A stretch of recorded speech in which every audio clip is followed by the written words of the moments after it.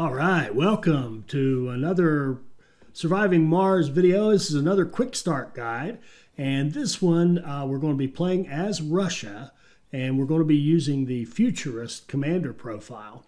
And the video is really not so much about Russia as it is about the Futurist commander profile. It's supposed to be the hardest one, but it's extremely powerful, and I want to show you a way to use it to really get off to what I think is a great start. So we're going to use the same map that we used. Now for Russia, you get Russia's not that hard. 5 billion in funding. You got a couple hundred in research. You get 100 applicants. I mean, it's not easy. You got a couple of rockets. That's really nice. You get the bonus fueled extractors, so you can extract metals and water and rare metals at a greater rate. And the only thing bad about Russia, I think, the rockets are very slow moving back and forth. So, and you know, time is money, so that does hurt you. Then, of course, with the Futurists, we get these automatic sensors, autonomous sensors, which means they don't have to have power, they don't have to have maintenance, they can sit out there on their own, off in the distance, and run happily forever. So we're going to take advantage of that. We are going to make sure that our first load has both a transport and a rover, because we want those two. The strategy we're going to use requires those two to work in tandem as a complementary pair to get done what we need to do. And we will need to sacrifice something to make room, both in mostly in terms of the weight. We've got to clear out some weight from our rockets so that we can get that rover and transport both loaded in. So we're basically looking at what's the best way to do that. One way would be to take out our drone hub, and the other one is really simply to take out some polymers and electronics. Either way would work. I prefer having the drone hub, especially since we're going to wander off, as you'll see, but it doesn't really matter. So what we end up doing here really is cutting back on machine parts and polymers, as not to fear, particularly with Russia. You got 2 rockets, so we can come back in our second rocket with the more of the advanced materials that we need to support our maintenance and build in the early stages. But we're going to make sure that we have at least 10 electronics going out there with us. That's the key. We need that. So now we're going to use, as I think I said already, the same map, the same location that we used for the first quick start guide with the Church of the New Ark, just for comparison's sake. And plus, it's got the cold waves, it's got the dust storms we have to deal with, and it has low water. And those are 3 great things to learn how to handle. But that's kind of not the point on this one. The point here is I just want to be able to compare the two and show you the difference in what you give up and what you get in return with a different approach. So it's going to look very much like the last one at the beginning, and that would being that Welcome we're going to Mars. Set up our refuel station. We're going to pause the game immediately, queue up our scanning just as we always would. We're going to queue up our research. And in this one, because of the randomization, we got some nice ones. We got that's beauty. They get that Explore AI right off the bat. That's beautiful. And we've got our funding early. That's good. And we even have the heater there as our first physics, and that's great too, because we'll eventually need that. We don't have to have it right away, but we'll eventually want that. We've got our factories that we can build early. This is a really good little random roll of the dice for us. And so now we're going to set up our refuel station just as we always would. You know, we've played this one before, so we're kind of cheating. We know where we want to go. But even if we didn't, you'd still look at this map and you would say, okay, around me, I've got that nice deposit of rare metals up there I already know about. So that's going to be a great place to build a dome. So even if we hadn't played this, didn't have a clue what was going on, we're Russia, they like rare metals, and that would be a good place to go. So we're just going to draw that straight line. We're going to set up our depots. We're going to set up our power and set up our refinery and moisture evaporator and be all set, and then we'll do something different. So I'm not going to talk us through this again. The first quick start guide kind of walks through this, and I do intend to do videos just specifically on this first little bit, kind of showing you ways to make sure that you get a quick build out of your initial refueling station, because it's really the first thing you have to do when you play this game in terms of building on Mars is build a refuel station. You have to be able to refuel your rockets, particularly on the harder levels where you don't have, 4 gabillion rockets and countless funding that you can use. You have to rely on using what little bit you have. So I've done some recalcs on my little spreadsheet, and it still tells me I need some power. So we're going to set up 4 large solar panels and 4 wind turbines and 1 power accumulator. Now we'd like to go ahead and set up the refinery and vaporator, but of course we can't do that until the rocket lands because they're on the rocket. So we're going to go ahead and land our rocket now, zap it down here, and you'll notice we have 2 vehicles. We have our transporter and our rover. So we're going to put the transporter to work initially to kind of help unload the rocket and get us started, but then it's going to go to work with the rover for really executing this strategy. We want our fuel refineries, we've said before, very close to where our rocket's going to land. May give us a little more maintenance, but it gives us quick turnaround time. And with Russia in particular, that turnaround time matters because the rockets are so slow, you've got to turn them around and keep them in the air because they just take a lot of time to get where they're going. So we're going to have our transporter initially help unload the rocket and go out and grab some metals that are out there nearby, while our drones start doing their thing. They're laying their cable, and they're going to start building out our concrete and our solar panels. And as soon as that concrete is built, we're going to give it the highest priority, because whenever power comes in, initially you want it to go to your concrete so that you can make concrete, which will help you build your wind turbines. So that's really it's really that simple. Set it up and give concrete the highest priority after it's built, so that it's going to get any power that's created. It's going to create concrete. Concrete is used to give the wind turbines, and once the wind turbines are up and running, now you've got 24/7 power, and everybody can run. So it's as simple as that. And remember, we do have 2 rockets, so we're going to go out and we're going to load up there. Did you notice 3 Explorers? Now, that's different. We're going to have 3 Explorers come on our second rocket, and what we're going to do here is pick up electronics, and we already have metals in there. And the technique you use there, if you missed that, was you left click on a load. You do load and left click near where you want to get the stuff, and then you use the mouse button to click twice to pick up 10. It's 5 each time you click to pick up 10 electronics. We really only needed 5 as it turns out, but I took 10 for a good number. Then we go out and say, okay, where do we want to put a sensor? So our whole plan is going to be to put out 3 or 4 of these sensors spread out across the map, so that our scanning is very, very fast, because we're getting in preparation for those 3 Explorers who are coming right behind us. So what we do is use our transporter and our rover to work in tandem.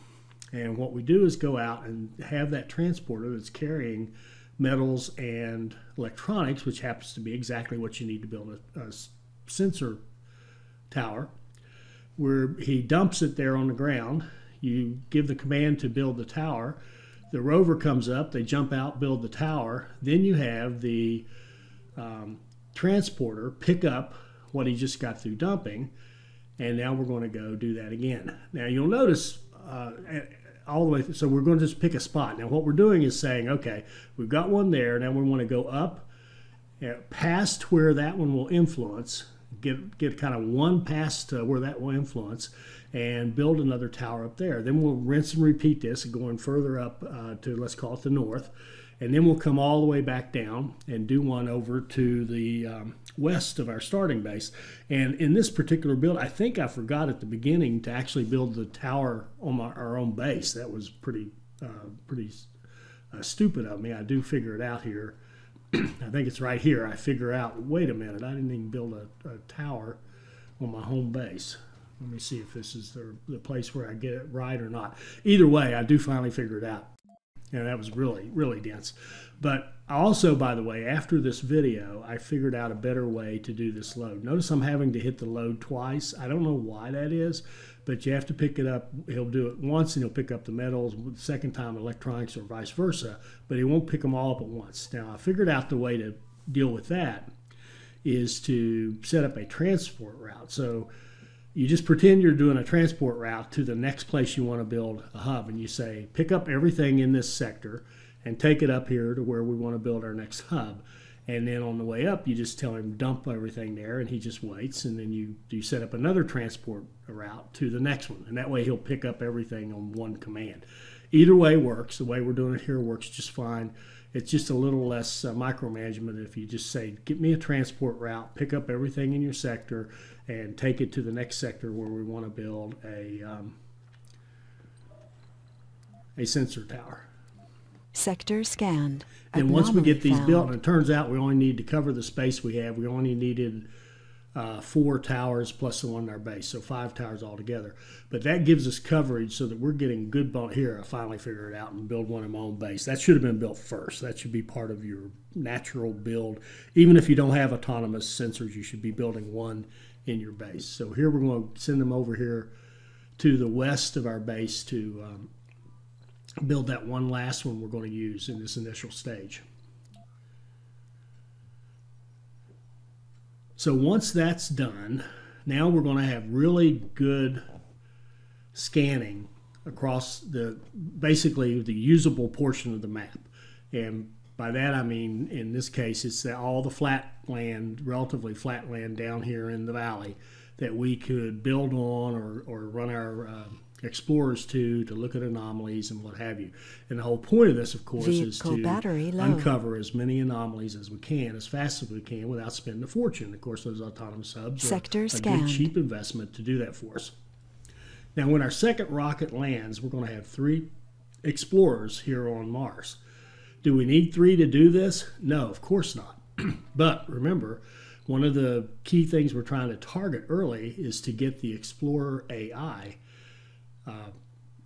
research done as quickly as we can. And once we have that done, then those 3 explorers we just sent are basically like mobile research labs. We now have fairly decent research, and we haven't done a thing to bring people into a research lab on Mars. So that's the first benefit of this, of course, is we get instant, fairly good research.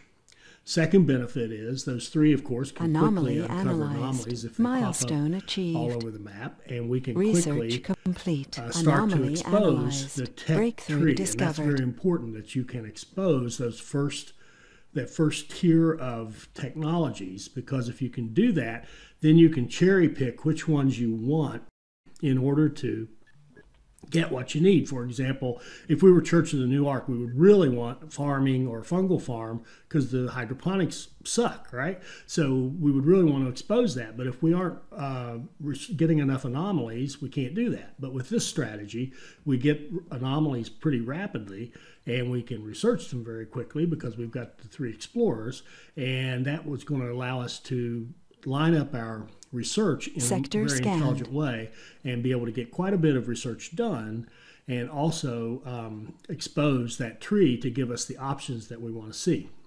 Now, the other thing about the Futurist is that he is more inclined to find us some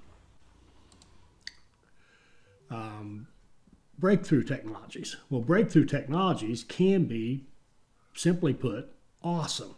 I do mean awesome, because they can do things like double your wind turbine power creation. That's just amazing. Forever Young, keep your seniors viable and Sector working, scanned. so they're not just taking resources anymore. They're actually contributing to society and helping you. There's all kinds of wonderful, wonderful breakthroughs that you can get. And when you get them early like this, they're pretty cheap. They're only, 2,000, 2,100 research points or whatever. And when you can get a really strong breakthrough technology, and by the way, it's researched faster because that's another bonus for the futurists. You get faster Electrostatic research dust of the storm breakthroughs, approaching. and you get more of them. And some of them are game changers. They really can make the entire game much easier Sector once you scanned. get one or two of them. So the Futurist, to me, is just a tremendously helpful commander profile. So what we're going to do now is, and you see we're not seeing a lot of anomalies yet. We're just getting started. What are we on day 5 here? But they'll start popping. We'll start researching them now. Do you need to have 3 explorers off the bat to do this? No, certainly not. One could keep up probably.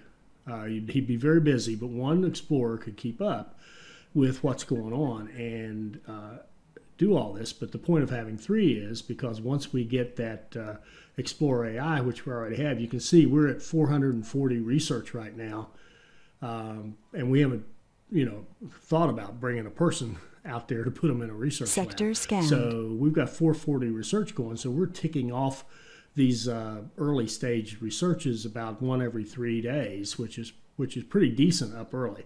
So we're going to end up with a reasonable amount of research already done and our tree exposed so that we have the options that we want fairly early in this build. So that's the whole advantage of this. That's the whole point, is to make your research strong. You'll notice we're building this practically the same build we did for the Church of the New Ark, because we've got that beautiful, we uncovered that high rare metals up there. We would have gone up there anyway, even if that wasn't there, to get that other rare metals to fund what we're doing. But that's a great place to put our first dome. It's a nice compact build. We're using the same techniques we used in the other one in terms of water towers and all that stuff, and I don't want to repeat myself. So, if you haven't seen it, go back and watch the Church of the New Ark quick start guide that's out there to discuss some of these techniques that we're using here. But this one, I want to focus on that whole point of the Futurist. And again, the point of the Futurist is to get us really good research really fast. Now, while we're here, let's talk about the pros and cons. Sector scanned. If you have a Anomaly map found. like this, where you have a reasonable amount of space to work with, this is a great strategy. Now, what if we were on one of those tougher maps where we got stuck, say, up on the top of a mountain, and there were only like 10 squares available to us up there, 10 sectors. And the bulk of the map was down below us or in different sectors where we couldn't move our explorers to them. Breakthrough discovered. We couldn't even take our rovers and transports and build towers on them. Would this still work? Well, yes and no.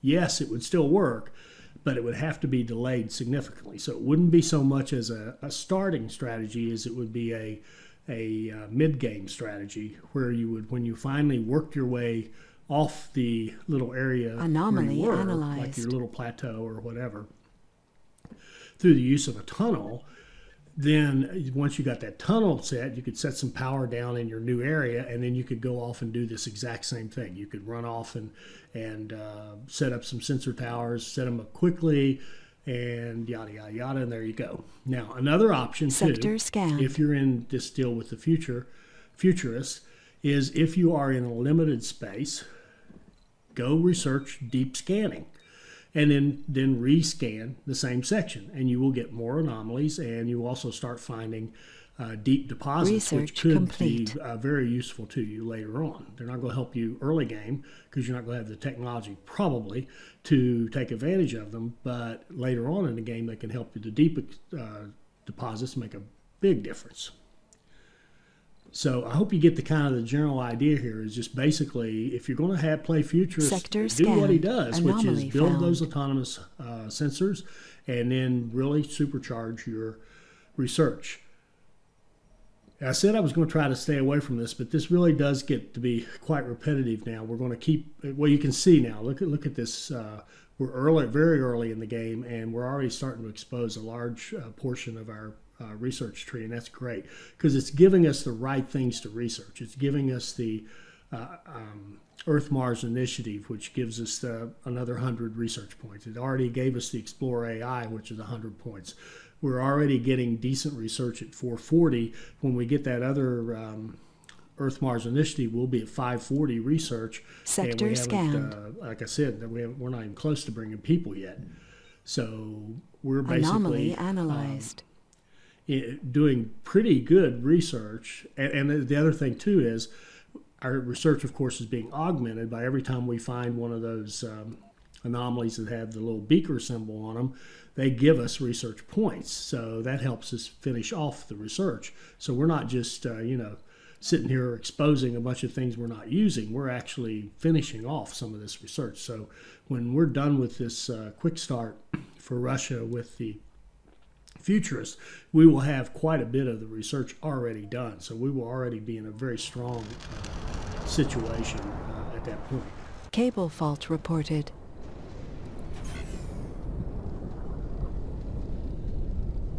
So based on a quick start Sector guide, scanned. this is very much like the other one. So I don't want to repeat and just kind of blather on through this thing saying the same old thing. So I am going to fast forward a little bit, and we're going to pick it back up more toward the middle or end of it so that you can see what really happens when you follow this strategy. And of course, I will say this before I move on.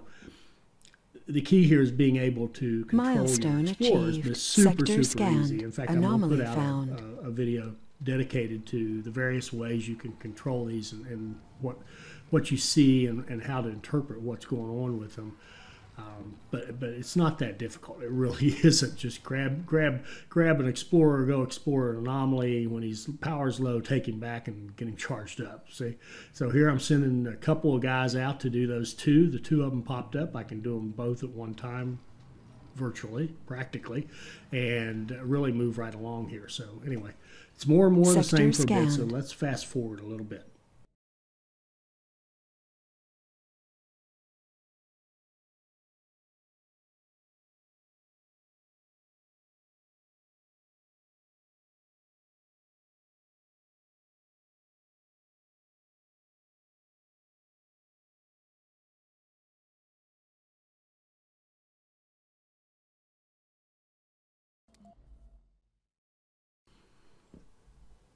All right, so we moved ahead 4 days from day 8 to day 12, and we've already built our dome. We've got everything ready to go. I just want to take a quick look at this research. Look at all this stuff that we've exposed, and especially look at all the stuff we have already researched. We have wind turbines that are double power. We have 540 research units going on. We are in a really good, strong position here because we're only in day 12. We've got our dome built. We're just very, very close to bringing people to Mars, and we've been able to do that while still doing a bunch of research. So that's why this futurist approach is so strong. If you use it, if you go out and build your autonomous subs and get your explorers onto Mars and get those bonus research for the explorers and until take today, advantage of everything that's in front of you. That last anomaly that we analyzed is a good example of how when you're doing this rapid research and analyzing anomalies at a good pace and getting them exposed at a good pace, it actually helps your funding too, because that one gave us $500 million in funding, and all we did was analyze an anomaly. So you want to get as many of these anomalies exposed as quickly as you can and be able to analyze them as quickly as you can, and that's where this strategy of building these autonomous sensors all over the place and then bringing those 3 explorers on your second rocket can really pay off. It can help your funding, and it can help your timing and your research, and just put you in a very strong position. We are suffering through a cold wave right now, but it's no biggie because we've got adequate power. You also notice one key thing, that rare metal extractor up there, I did not build it. I stopped the construction of it because the cold wave was coming. And if you don't build it, it won't freeze. If you do build it and it's sitting there and there's nobody working in it and it's not getting power, it will freeze. So there wasn't any point in building it and then having it freeze and then having to basically wait for it to thaw and then having to repair it. So I just put it on hold, and we will, once this cold wave is done, then we'll open it up and go ahead and finish it off and have it ready when our colonists come. And by the way, we are ready to bring Sector people scanned. on, Anomaly onto found. Mars now. Because we've got the infrastructure in place. We've got the dome built, we've got the housing, we've got the grocer and infirmary, and we've got our metals extractor that we're going to use to kind of fund our movements going forward here. And this rocket here is bringing us some more supplies, just those last bits of supplies to make sure that we have what we need to maintain our infrastructure in preparation for having people actually come to Earth. Our other rocket is, I think, it looks like it's on its way back to Earth, and when it gets there, we will load up passengers and bring them here. So this one's a little slower. You can see it's day 15, and Sector scanned. we're still, waiting on getting our passengers. However, discovered. The sacrifice of a couple of days of getting our folks, I believe, has been well worth it for all this research that's been done. All those gray hexagons, the ones that are flashing grayed out, have been completed. So we've got a lot of research done, and that's a very good thing, because the research just makes your life easier. I mean, think about just like the wind turbines. They are now double. So every time I build one, I basically build two, but my maintenance is I'm still only maintaining one turbine. So I'm getting twice as much power for the same amount of maintenance. That is beautiful, because Sector now I don't have to scanned. build so Anomaly many, so my found. maintenance costs have gone way down. My stress on my machine parts inventory is way less, so everything is Cable fault easier reported. because of that. Power is easy to come by. Maintenance is less expensive. It's just a beautiful cycle, and that's just one research that we Vehicle did. battery low.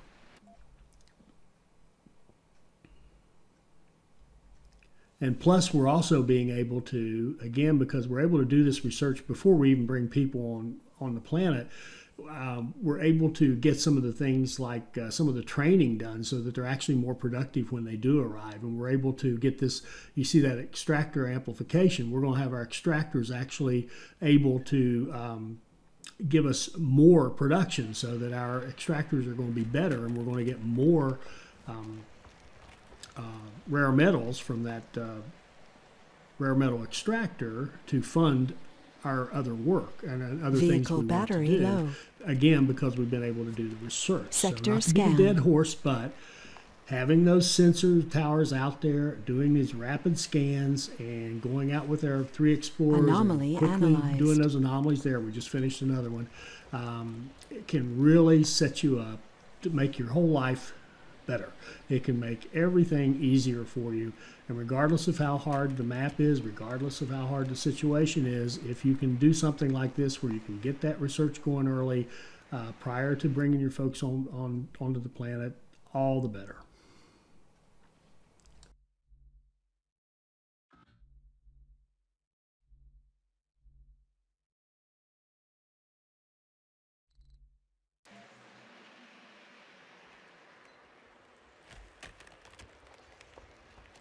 Sector scanned. Vehicle battery low. Research complete.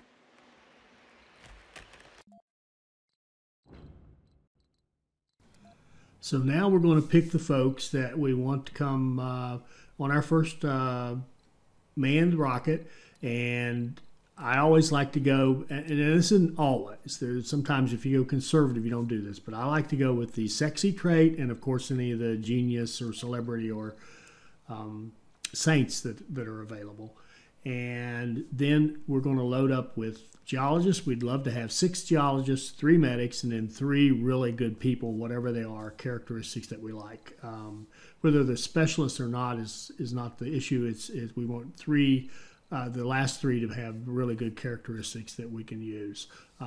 But again, 6 geologists that they're going to mine the rare metals for us to pay for everything else we do. The 3 medics so that we can run 3 shifts and make sure that people stay comfortable and happy and ready to have babies all through the night, so to speak. And we'll run 3 shifts of the grocery, same thing. Anybody wants to go shopping, anybody wants food, they can go to the grocery anytime, day or night. So that should keep everybody happy. And we, even though we don't have that beautiful double birth rate like we have with Church of the New Ark, we still should be able to have a child born on Mars fairly quickly and get through our approval stage, which is our goal here. Now you see me, I'm turning on that rare metal now that the cold wave is over. And the one thing you will have to do here, I'm going to lay down a food storage, because remember, we're shipping food initially. We're not trying to farm. We're going to ship food initially. Until we have the research done and we have the farm ready. And here, another great advantage. Look at this. We can go ahead and build our heater, our subsurface heater now, so that next cold wave that hits us is not going to wipe out our water tank. It's not going to force us to run 3 shifts in the rare metals extractor and make these people work outside at night, which is not good for their sanity or their comfort. You really want to avoid that 3rd shift of anybody who works outside the dome. So now we get that heater going, and now, of course, to have that heater, we need more water. To have our dome, we need more water. So we brought some more moisture evaporators with us. I'm not sure how to say it. I'm going to call them water makers. We brought more water makers with us, so that I like to have one more than you need. That's one time I do like a little excess, because I want the water to be able to do it. I want everything that needs water, the dome, the heater, the fuel refiners, whatever needs water. The farms should get water as they need it, and then I ideally would have one more that is making sure that I have at least one, and really 2 eventually is what you want.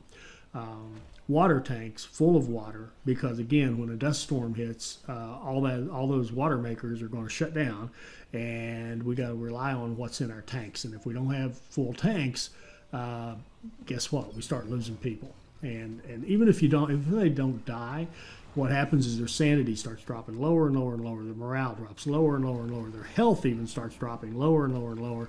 And then you've got to recover from that cycle. So you're not getting new births. You're not Sector getting, scanned. Anomaly found. You may even get people who snap and then they don't work. They just sit around and mope and moan, and you get in a bad cycle. So you really want to make sure that you don't have any of those things where you're out of power, out of water, out of oxygen in your domes. I mean, that's stating the obvious, but it really is a worse cycle. Even if you survive it, it's not enough to survive it. It's not enough to say, oh, nobody died. If you everybody's losing sanity, everybody's losing health, it's a bad thing. Vehicle battery low. So now we've got our rocket all loaded and ready to bring us folks, and it's day 17, so we'll get folks in here and start producing. And I did on this one, because they don't have that double birth rate, and it was just a good idea anyway, and I had some concrete. I did build some, some little natural areas where they can go play and get relaxation and a little bit of social. And that should help Sector with scanned. the comfort Anomaly level of folks found. to encourage them to have that first baby, which is, of course, what we're after. Another thing, too, I would say in any start that you take, and regardless of, for me personally, I think it's much better to be aggressive about having a child as soon as possible and get that evaluation period over with. Reason being that until you can bring more people, until that evaluation's over, you can't bring more people. So you're only going to have the 12 that you have.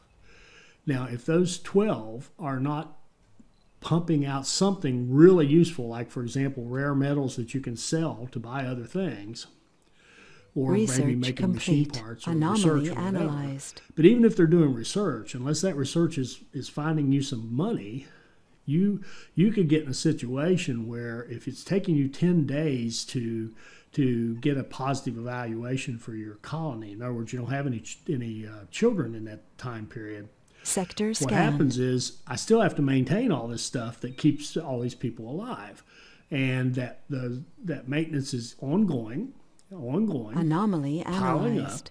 But I'm not making any money, and I'm not finding a way. On these hard ones, easy ones, none of this stuff matters. I mean, that's one of the reasons you don't. Easy is really easy. And again, quick note: look at all the tree we've exposed. This is great. We've got all these options now for things we can do in terms of research. We can really decide where we want to take this thing. We've got farming that we're researching. We really life is good. Now, what was I saying? Oh, if you don't focus on having that baby right away, what you're going to end up with is a trap where I only got 12 people there.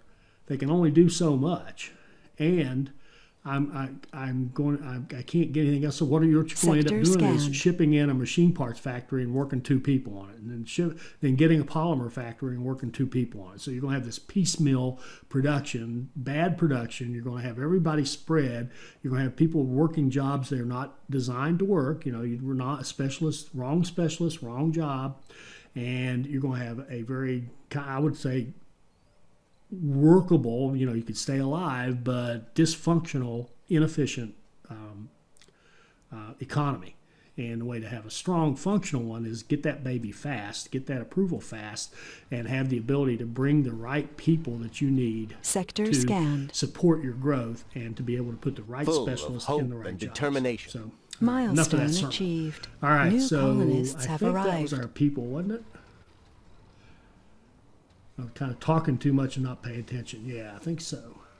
Yeah. Here we go. Now we've got folks on the ground. It is day 19, and now we're just going to, and notice our extractor, it's pumping out 6 a day, 6.1 a day estimated productivity. So that means we're going to be able to load our rockets with a pretty decent load of rare metals to go back and make us some money.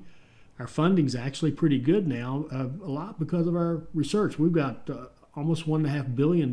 We've got 540 research, and we still don't have any scientists up there in a research lab. So we're in a great shape with good money, with good research, with lots of things already researched. We will be in a wonderful state to go forward and build out our path to self-sufficiency. Now, I am buying a machine parts factory now and bringing other additional supplies that we need to keep going, including some more food. But I don't want you to think this is contradictory to what I said about the dysfunctional economy. I'm doing this in anticipation of having that birth and having our approval and being able to bring engineers to work in a machine parts factory. Research I want to complete. get, our next step after we get the approval is to get the self-sufficiency, and one of the key steps to that is to be able to create our own machine parts, our own polymers, our own electronics. So we're going to bring that machine parts factory up here and have it ready to put into this dome or another dome, depending upon how we want to go. We end up putting it in this one, just to have it ready. And then if we do need it in an emergency situation where I want to have a lot of machine parts, we can, swap some people around if we have to temporarily to fill a need. But really, we're in such a good shape with our economy that our 2 rockets can keep bringing supplies until we have a baby, and then they can bring supplies and/or passengers as appropriate as we keep growing this out. So we are. This is a very good, solid start for Russia, for the Futurist sponsor. It's now day 20, so let's go ahead and move forward to the birth of that child.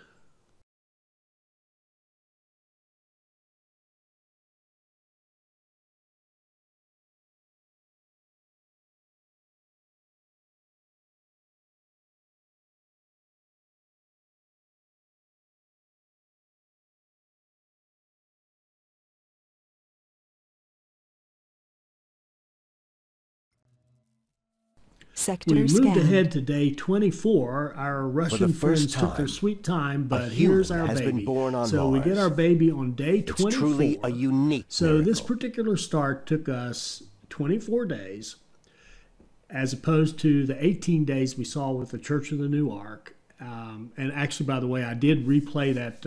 I went back and did one of those restart map from the end of that Church of the New Ark, and this time I remembered to build the arcology as the housing, use that spire. And sure enough, they had the baby on day 17, so we picked up 1 day. So as a baseline, let's call it 17 days, kind of best case to have a baby, and that would be Church of the New Ark with the oligarch, and by the way, we'll try many other combinations.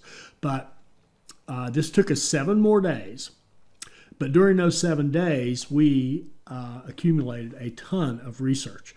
And we're actually, I would argue, perhaps arguably in a stronger position than we would be with the Church of the New Ark on day 17.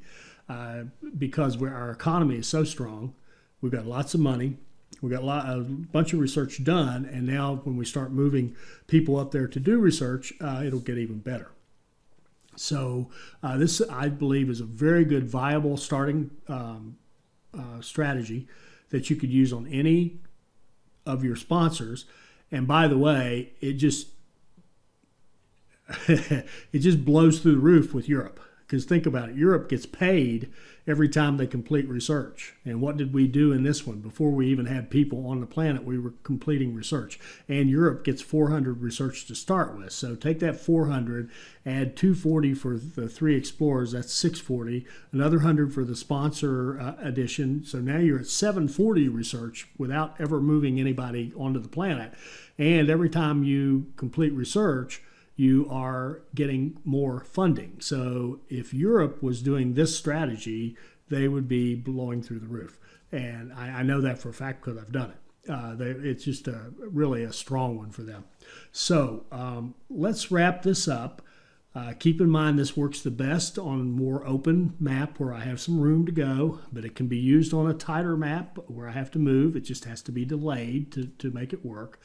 The breakthroughs that you get are awesome, and the Futurist is a viable and wonderful sponsor to use to get you off to a really good start in surviving Mars.